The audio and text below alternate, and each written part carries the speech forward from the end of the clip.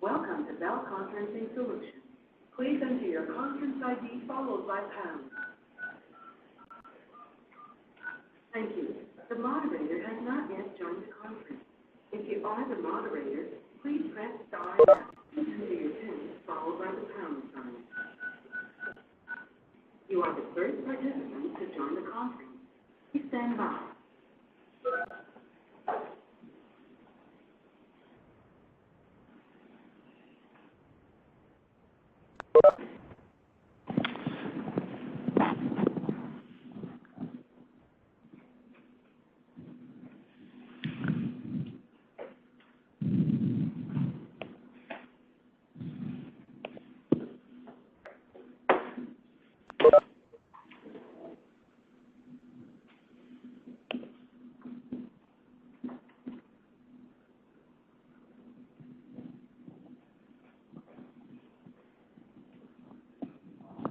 Good morning. If any board members are dialed in via the phone, can you please identify yourself?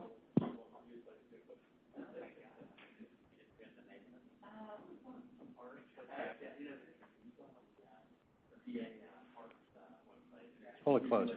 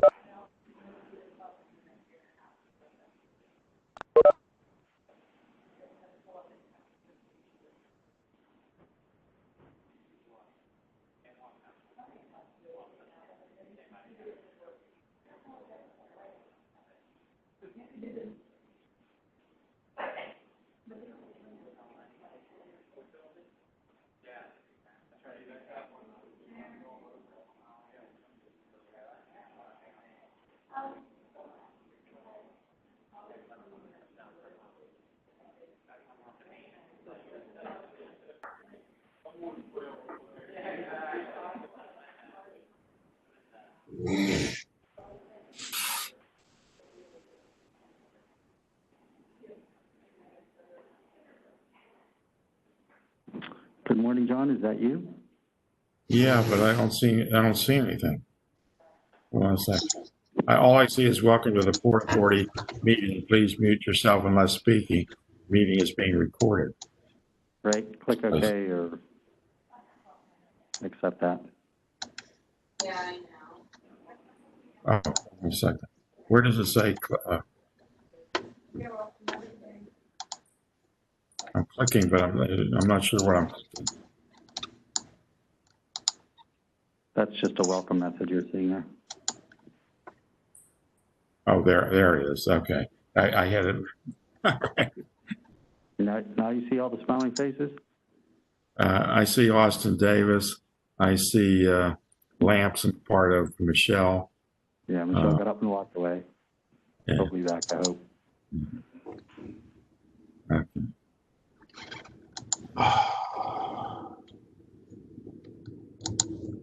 Could somebody resend the agenda really quickly? Mike Setcher? Can you resend the agenda to Representative Davis, please? Thank you.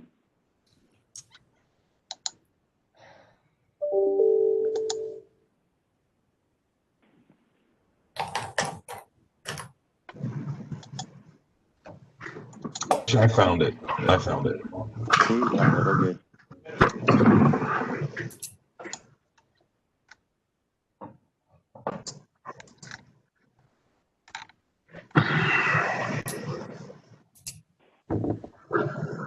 Good morning. Are we ready to start? We are good in the boardroom, Chair Letwin. Okay, and I see that we have Austin Davis, Michelle Zemanek, Stephanie Thurman, Anna Gorick, Jean Liptak, let's see, Lori Mizgorski, Jessica, and Sarah Brewster. Yes, good. So I think everybody's on. We don't do the Pledge of Allegiance right now. Let's take a moment of silence for the million victims of COVID-19 that we've on a worldwide basis.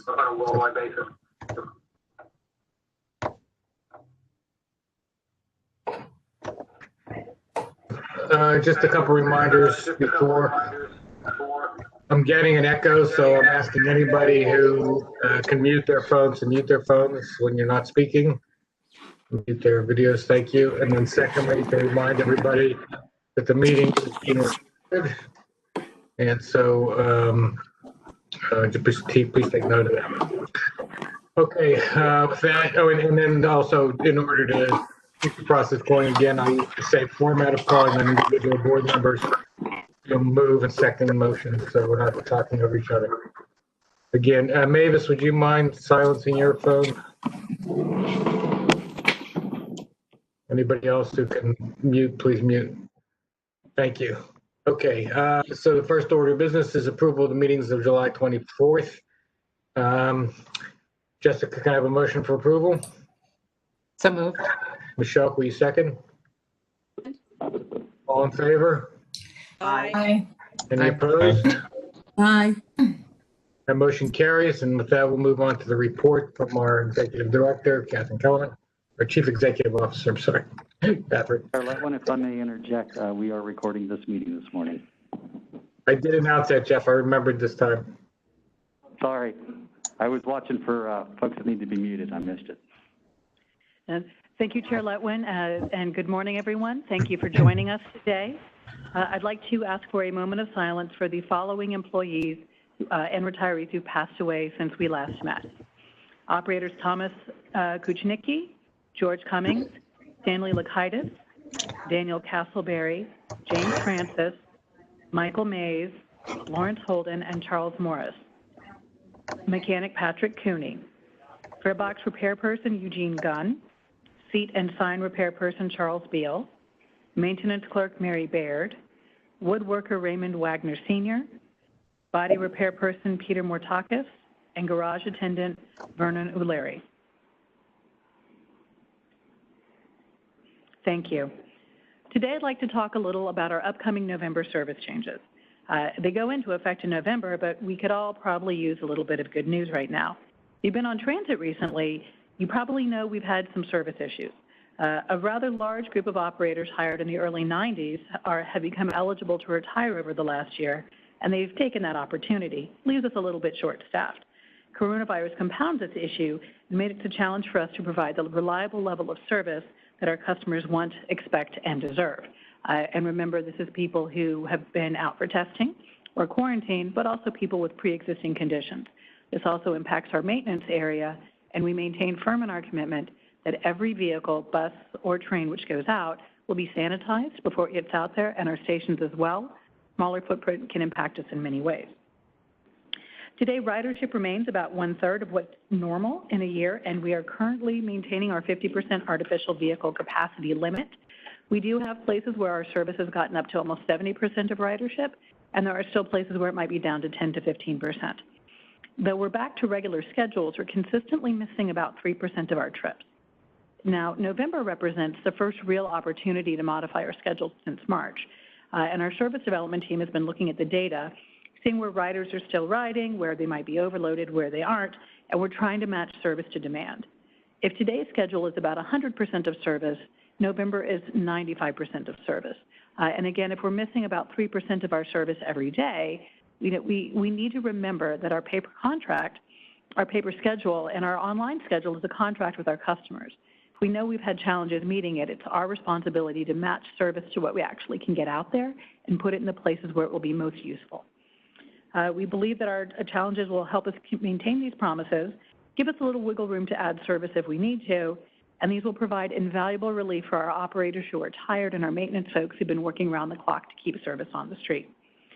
More details on what routes will see a reduction in frequency and what routes will see added trips will be available by early November to help people trip plan. Now, while the redistribution of service is going to be temporary, I'm happy to report that we have been able to make some permanent additions to our service. They came out of the annual service report and they'll be in effect in November. These include Saturday and Sunday trips on the 2 Mount Royal, Saturday service on the 20 Kennedy and 29 Robinson, and Sunday service on the 39 Brookline, 60 Walnut Crawford Village, and 74 Homewood Squirrel Hill. We'll also be extending the P68 Braddock Hills Flyer to serve the Forbes Hospital in Monroeville 7 days a week, and extending every trip on the Red Line Light Rail to go down to South Hills Village. Many of these changes would not have been possible without public input, so I want to extend a sincere thank you to everyone who made the time to tell us what would be most helpful for them. Now, in the next few weeks, we'll begin receiving this year's order of new buses, and I'm pretty excited for these 54 40-foot clean diesel buses. They'll be the first ones on the road to really incorporate, as I previously mentioned, passenger feedback. The most obvious change is these buses will all have the non-fabric seat coverings. Over the last year or so, we introduced a couple of test buses, and we received overwhelmingly positive feedback for the bus seats that are the replaceable plastic inserts. Now, I know that I will miss the Steelers-colored yellow squiggles and the purple shapes, but there's a benefit is these are much easier to clean, and in the era of COVID, it makes people feel much more comfortable to know this plastic seat has been cleaned in a way that they're not so confident about fabric. These buses will be equipped also with blue interior lights to minimize the amount of glare that operators encounter at night. We tested some of these pilot buses, and our operators gave us very positive feedback on the lights, so we're happy we're able to include them. On the technology side, this is kind of fun. The buses won't have the red LED sign at the front of the bus to tell you operator badge and date. Instead, they'll have two 29-inch monitors that will offer information on things like route changes and detours. These buses will continue to have the USB ports, a carryover from last year's bus order, which has proven to be very popular. So we will start taking delivery, and you can look forward to them next. Next, I wanted to share an update on a promise I made in June to ensure that we're being as collaborative, supportive, and respectful of folks of all demographics so we can create a better environment and more opportunities for participation and contribution, not just here in Port Authority, but support a move to a more equitable Pittsburgh. To that end, next week, we will start seeking candidates for a Director of Equity and Inclusion. Now, this inaugural position will begin the work internally to create a holistic focus on equity in all the things which Port Authority does. It's a program for employees that will be aimed at supporting and encouraging equity in their work. From finance and accounting to technology and planning, this position will also begin the groundwork that will look externally to equity and how we plan and our support for land use, equity, and what our technology is supporting. So it's the beginning of a big effort and a big focus.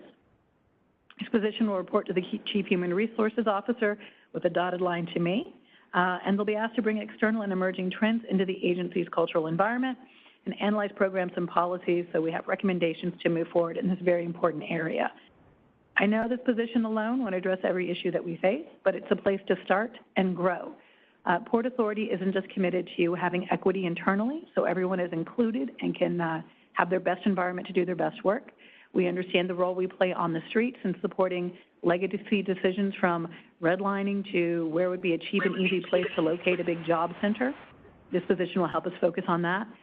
We also are adding a second position in our DBE department so we can continue our commitment to be a good partner in how we reinvest our tax dollars in our local community. We are already satisfying related legislation and regulations in these areas, but going with just the legislation isn't enough. This position will seek to look beyond these minimum requirements and help us be a truly equitable place for our entire region. I hope you join me in supporting this new position and this important work so that we can improve our organization and our role in our community. So finally, quick plug for our United Way campaign drive, which is going to look a little different this year. United Way of Southwestern Pennsylvania provides aid to thousands of families, individuals, and communities across our region, and their support is needed now more than ever before. The 211 helpline has been an invaluable Southwestern PA resource for folks facing some difficult times, and we are proud partners in all the work that they do. Instead of doing in-person fundraisers, as we've done previously, mailers were sent this week to employees who have until October 19th to return them. I know I received mine in the mail, so check your mail as well. Last year, Port Authority donated a total, of $157,000, and we're looking to exceed that amount this year. Mr. Chairman, unless there are any questions, that will conclude my remarks. Thank you, Catherine. Do any of the board members have any questions for Ms. Kellerman? Okay, then with that, we'll move on to the report of the Performance and Oversight Committee. Michelle Zimanics, the chair. Michelle, you're on. Good morning, Mr. Chair. Good morning, everyone, to our participants, fellow board members, and our staff. The Performance Oversight Committee met last week via WebEx, and I have 7 resolutions for your consideration. The committee first reviewed 7 procurement items and determined the bids to be in accordance with the authority's procurement policies and procedures. The price is fair and reasonable, the bidders to be responsible, and the bids responsive. The Performance Oversight Committee recommends the award of bids listed in the resolution for a total amount of $2,507,329. My fellow members, I respectfully request the board approve this resolution.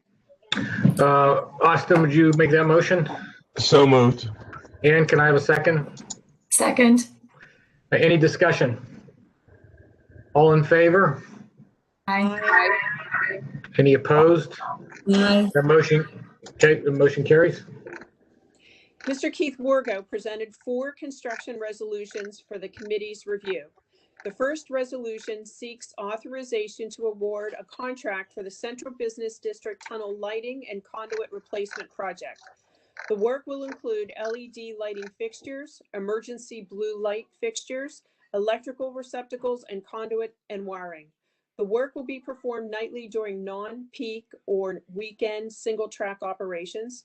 6 bids were received, and the bid of Wellington Power Corporation has been determined to be the lowest responsible bid from the responsible bidders.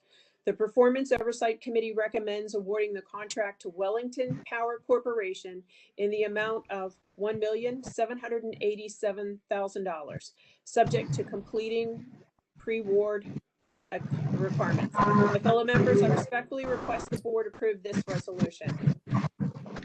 Stephanie, could you make that motion? So moved. Lori, can you second that? Second.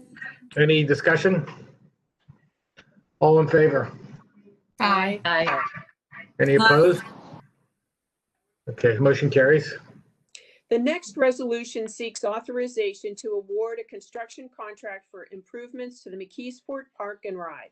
The work will include expanding the existing parking to 85 spaces, installing a new underground storm water detention system, widening existing bus lanes to accommodate layover areas for articulated buses, and constructing new bus shelters with benches and ticket vending machines. The work also includes a new, larger comfort building with break room and operator relief area.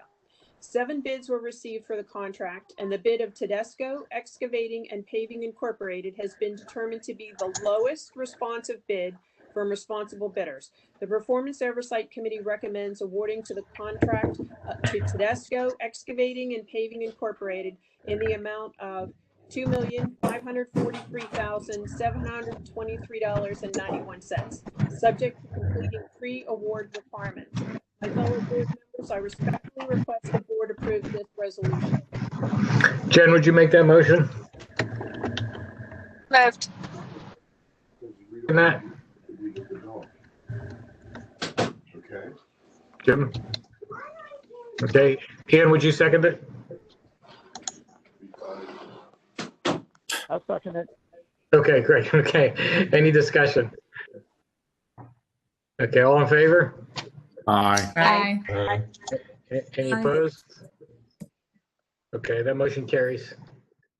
The next resolution seeks authorization to award a contract for the Mount Lebanon Tunnel Ventilation Rehabilitation Project. The work will include placement of emergency ventilation fans and electrical control systems and includes integration of software modifications at rail traffic operations. It was noted at the meeting that the existing equipment is the original equipment and nearly 40 years old. 5 bids were received for the contract, and the bid of Wellington Power Corporation has been determined to be the lowest responsive bid from responsible bidders. The Performance Oversight Committee recommends awarding the contract to Wellington Power Corporation in the amount of $5,103,000, subject to completing pre-award requirements. My fellow members, I respectfully request the board approve this resolution. John, can you make that motion? So moved.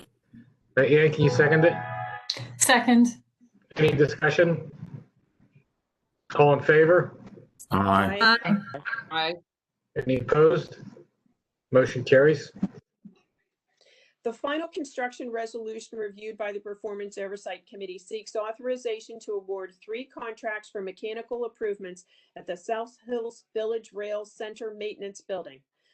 The project includes replacement of 7 HVAC air handlers, 11 pumps, 19 exhaust fans, 17 unit heaters and controls, and expansion of the building management system. It was noted at the meeting that the existing equipment is the original equipment and nearly 40 years old. The Performance Oversight Committee recommends awarding the general construction contract to Plavchek Construction Collective Incorporated in the amount of $493,000.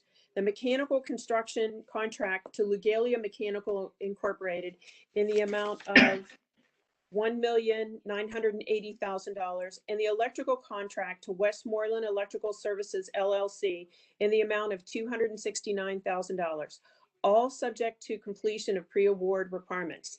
My fellow members, I respectfully request the board approve this resolution. Lori, can I have a motion? So moved. Jessica, would you second? Second. Any discussion? All in favor? Aye. Aye. Aye. Any opposed? Motion carries. Mr. Setter presented the next resolution seeking authorization to extend and amend agreements with a pool of firms to provide legal services in various areas of law as described in Exhibit A attached to the resolution. The authority entered into 5-year agreements with the firms in September 2014 with the option to extend the term of each agreement up to 3 additional years at the sole discretion of the authority.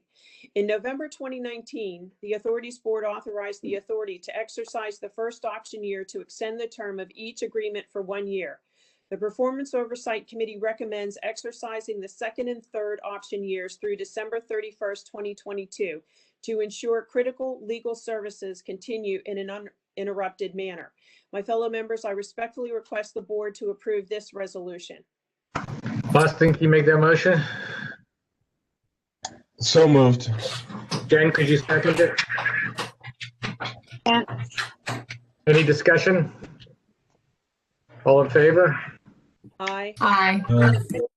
Any opposed? Motion carries. The final resolution seeks authorization to amend agreement with TransDev Incorporated for access program services. In April 2017, the authority's board authorized entering into an agreement with TransDev Services Incorporated to provide shared ride paratransit service known as Access for individuals with disabilities and elderly persons in Allegheny County. Due to the pandemic, Access has experienced 56% lower ridership than historical levels, resulting in revenue shortfalls and service disruption. The Performance Oversight Committee recommends entering into an amendment with TransDev to permit the use of CARES Act funding for Access operating costs, increasing caused by COVID-19 ridership impacts, which will allow providers to maintain a state of operational readiness as ridership increases. My fellow members, I respectfully request the board approve this resolution. Jim, would you make that motion? So moved. Okay, Austin, can you second it? Second. Any discussion? All in favor? Aye. Any opposed? That motion carries. Mr. Chair, that concludes my report. Thank you. Thank you, Michelle. And with that, we'll move on to the report of the Planning and Stakeholder Relations Committee from John Tague, the committee's chair. John? Good morning, Mr. Chairman and fellow board members. The Planning and Stakeholders Relations Committee met last week. I have 3 updates and 1 resolution for the board. The first update is the BRT project. David Huffaker provided an update of the BRT project. The BRT will move faster, more reliable service, and improve on-time performance.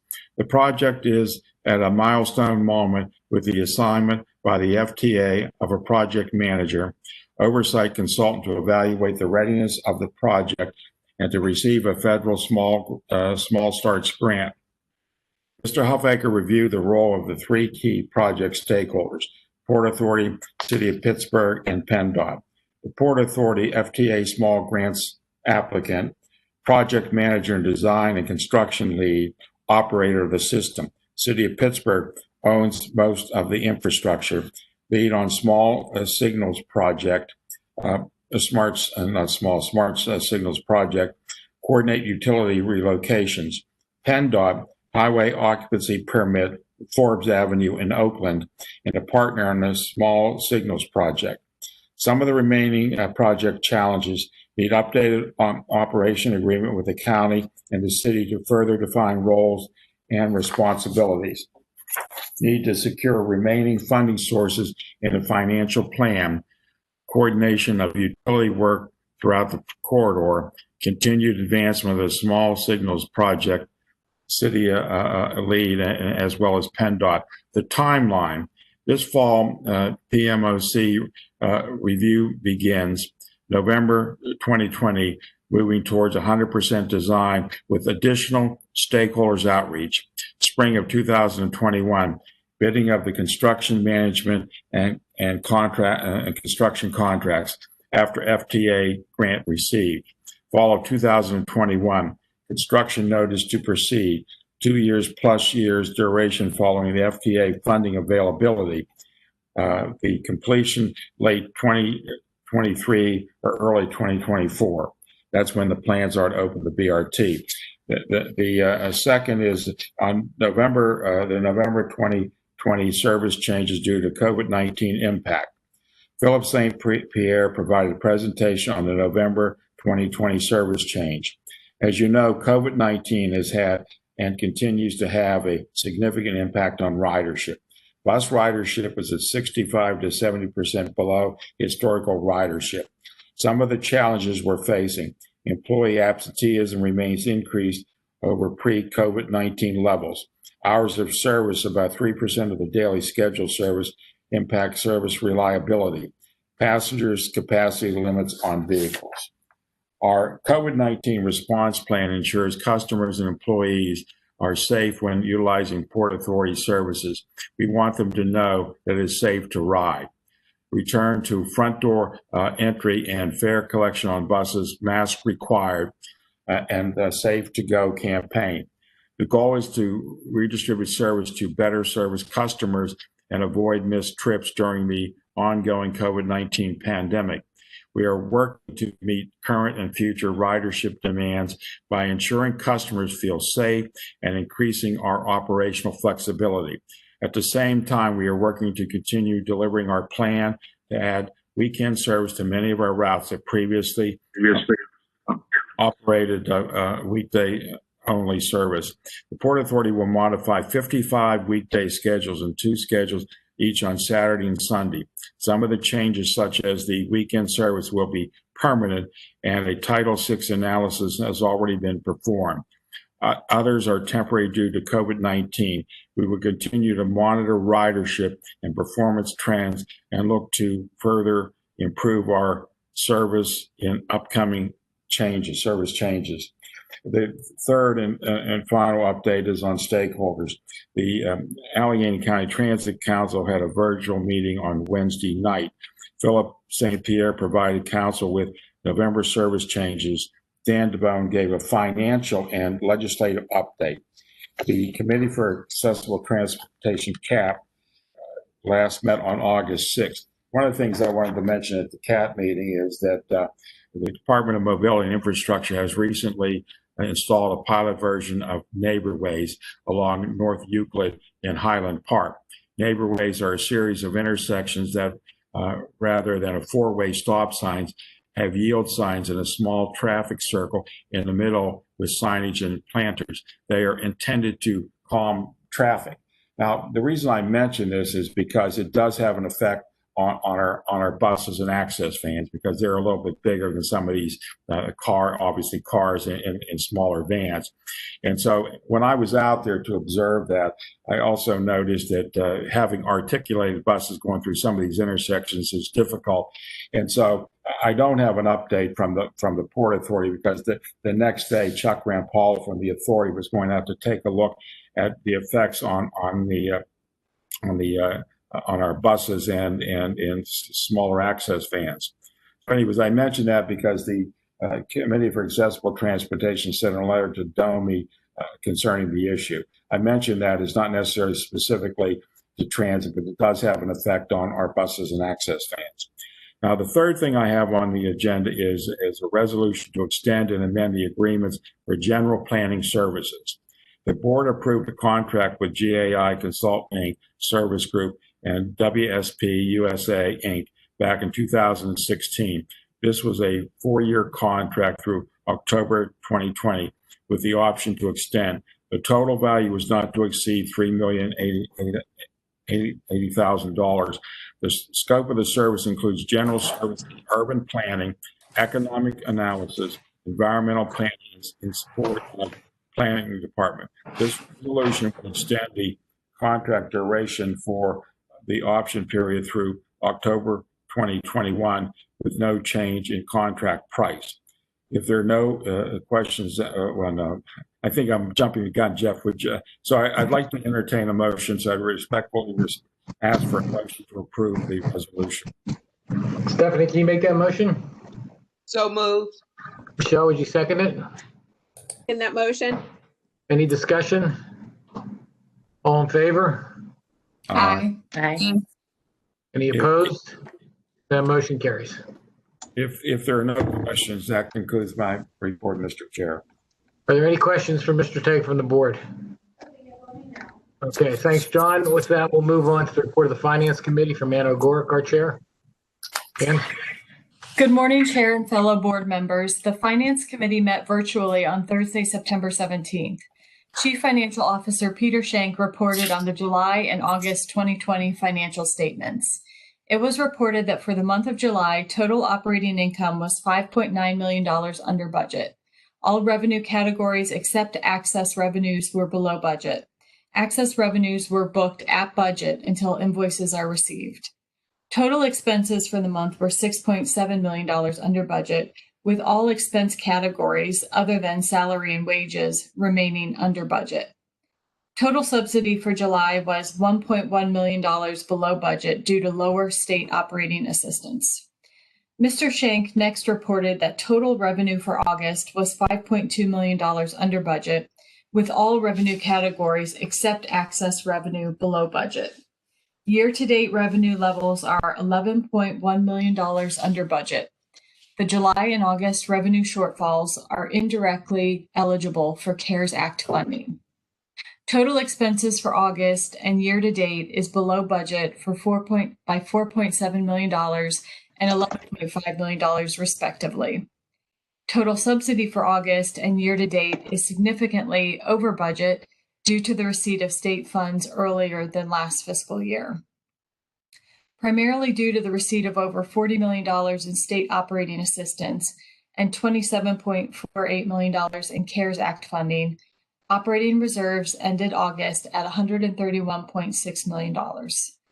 Finally, Mr. Shank reported that the authority has invoiced $27.48 million in CARES Act invoicing through May, with the expectation of invoicing another $3 to $5 million for the month of June. Mr. Chair, that concludes my report. Thank you, Ann. Are there any questions for Ms. O'Gore? Okay, then with that, we'll move on to the report of the Technology Committee from the Chair, Jen Liptak. Jen, you're on. Thank you, Chairman Letman. Good morning. Hope everyone's having a good Friday. The Technology Committee met on Thursday, September 17th, and I have two items for the board to consider today. The first procurement bid, as presented to the committee, is for purchase of wearable Connect bands. The committee found the bids to be in accordance with the authority's procurement policies and procedures, and the prices to be fair and reasonable and consistent with the funds budgeted. The Technology Committee recommends to award the bid to Electron Data Magnetics in the estimated amount of $134,535 over a 3-year period. The second procurement bid, as presented to the committee, is for VMware Horizon support and subscription services. The committee found the bid to be in accordance with the authority's procurement policies and procedures, and the prices to be fair and reasonable and consistent with the funds budgeted. The Technology Committee recommends an award for the bid to SciTech Incorporated for $127,900.01. That's Pete Shank with the penny there. Way to go, Pete. For a 1-year term. My fellow members, I respectfully request the board to approve these resolutions. Michelle, would you make that motion? Motion to approve? Lori, could you second it? Second. Any discussion? All. Aye. Aye. Any opposed? The motion carries. Mr. Chairman, that includes my report. Thank you very much.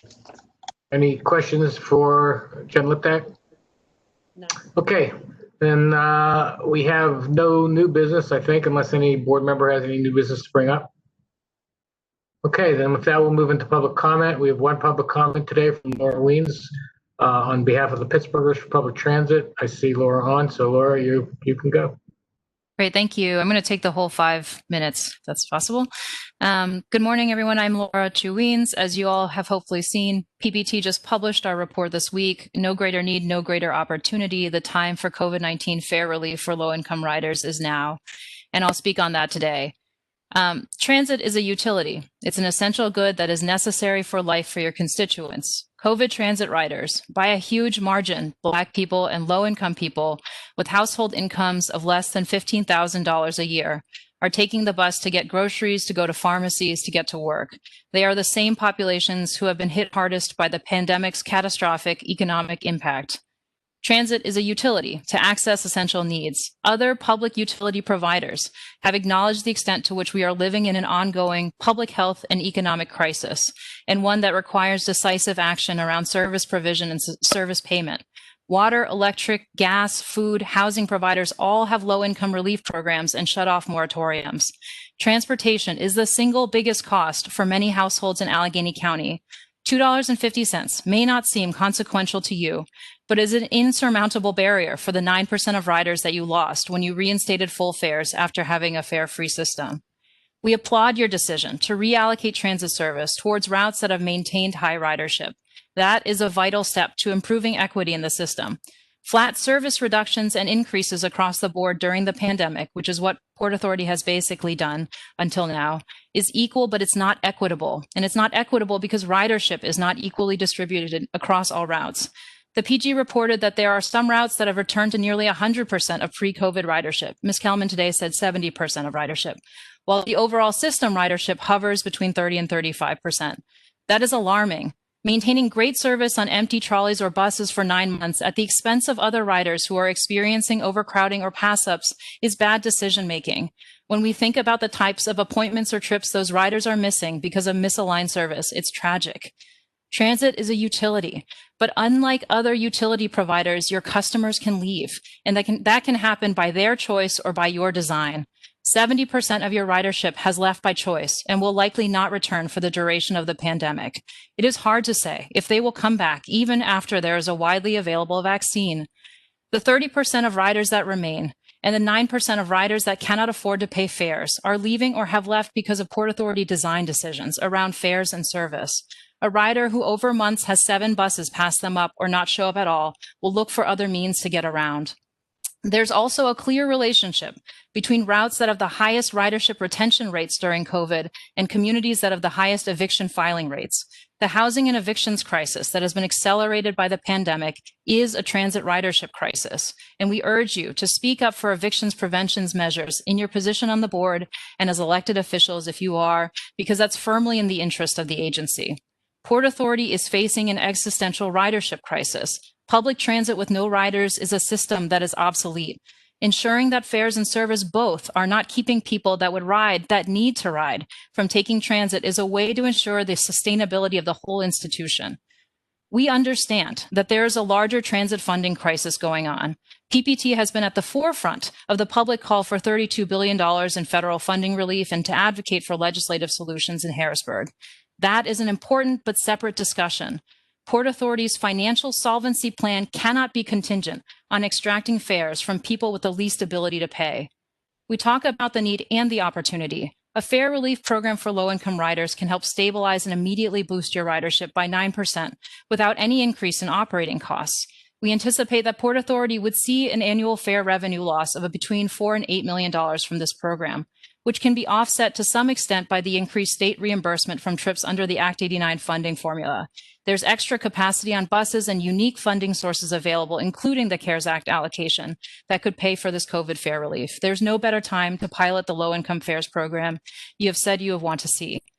And we've been prolific. This week, we also published our recommendations for improving Port Authority public engagement and accessibility with links to best practices in Pittsburgh and other transit agencies across the country.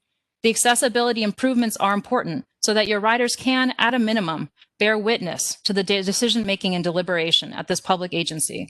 However, more important still is that there are meaningful reforms to your public engagement practices to allow riders to have input that might actually influence your decision-making.